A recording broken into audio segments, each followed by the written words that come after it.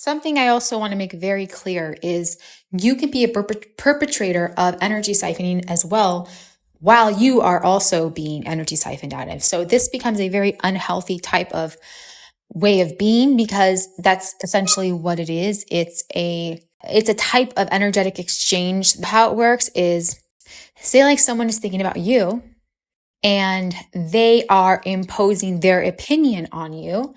They are opposing their version of you in the astral realms with these thoughts, fueling it with their emotions and their energy, their time, their focus, all of that. All of that is a big commodity, especially in the astral realm, because it doesn't necessarily translate into ours until later.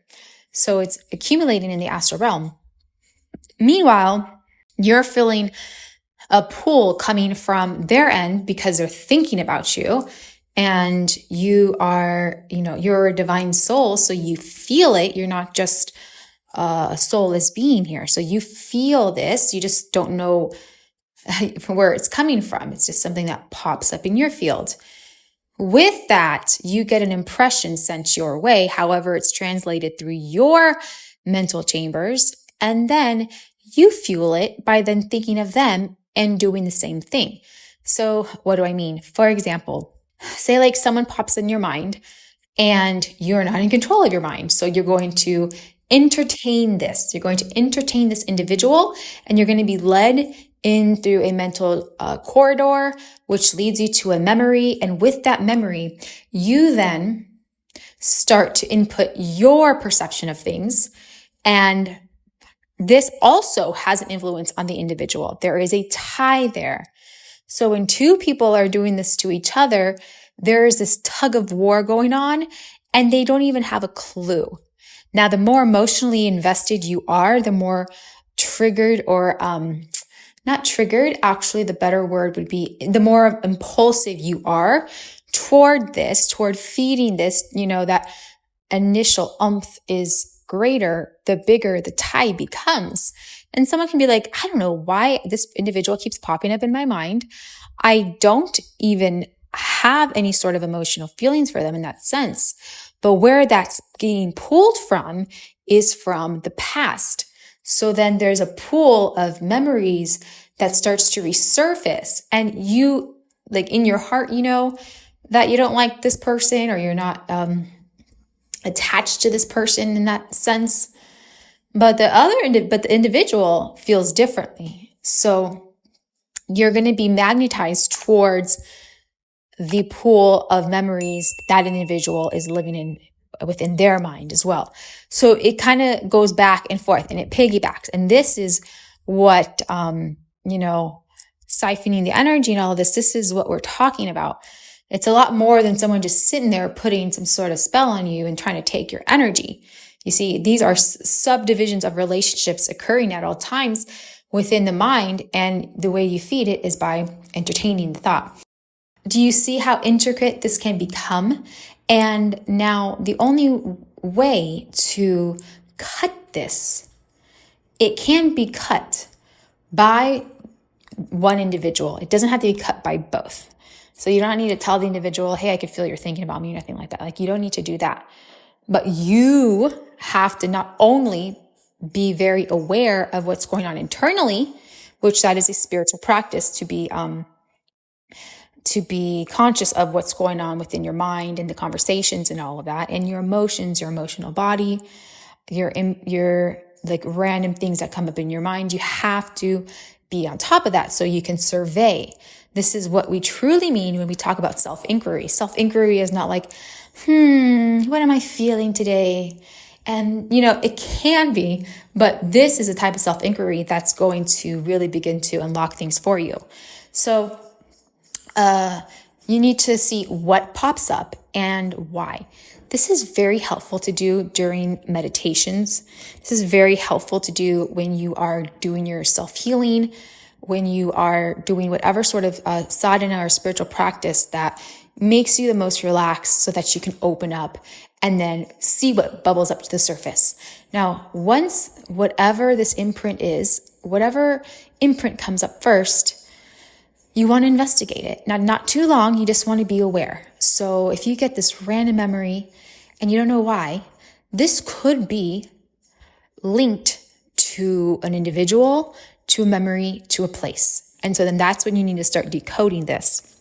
And a lot of times what happens is a lot of it seems to have no relevance to who you are or where you are in life. And that can trick people. They can just think like, oh yeah, this doesn't have any relevance. It's just a random thought that came up. But I challenge you, like, is it really just a random thought? Are things just random? Especially when you're in a meditative state. We want to start to look at this and take it a little bit more seriously. Because if you're not taking it seriously, you'll never be in control of anything of what's going on internally. So the way we take it seriously is by doing the self-inquiry work. And it's really a great practice because it's quite entertaining because you can start looking at yourself objectively and start to see like really what's happening, what's running the show, what sort of like episode is trying to pop in. That's like literally like a movie or like a show. It's like what episode is trying to come into your radar today from the past, right? It's like going through Netflix and watching old episodes. And so you don't need to watch the entire thing, but you have to start connecting the puzzles, the pieces. And that's what's going to help you to really start to first recognize, investigate, and then you will be able to have some sort of authority over what's going on. If you're simply unaware or not really being that investigator for yourself, then these streams of information are still going to continue to occur for you. That takes up a lot of energy. You have to realize this takes up a lot of energy, and this is part of the siphoning. So we don't want to drain ourselves unknowingly. We don't want to do that. We want to be empowered. And so, we got to think of ourselves as these cosmic beings that are not just here in this plane. And so if you're here now and you feel like you're kind of rock bottom, you feel like you're just really stuck or, you're not where you want to be, you got to start to envision yourself as the opposite then. Who is that version of yourself that is in full control? Who is that part of you? Who is that version of you that's currently in the higher dimensional planes, aware of your situation, looking down on you, also being pinged from time to time, just like you ping other people and maybe if you work with certain energies, deities, you ping them as well with your thoughts, prayers, and all of that. So we have to think bigger now. We don't want to get stuck in only thinking about these lower dimensional things in planes and realms. We have to balance that out because right now, a lot of us are somewhere in the middle between the lower dimensional and the higher dimensional. And so if you know the lower dimensional is trying to suck you back in, why would you spend so much time there? Why would you not spend more time with the higher dimensional realms and energies? So you have to question that too. Is it just too foreign for you? Is it something that you're not ready for? But I beg to differ. I beg to differ that everyone is ready for this, but not everyone knows how to experience it. And the only way is by, doing it yourself. You can't always stick to listening to audiobooks, lectures, and videos. You have to experience it yourself. So this pinging back and forth with mental fluctuations, a lot of times when you start to increase your consciousness, a lot of these are going to start to like rip apart out of your field.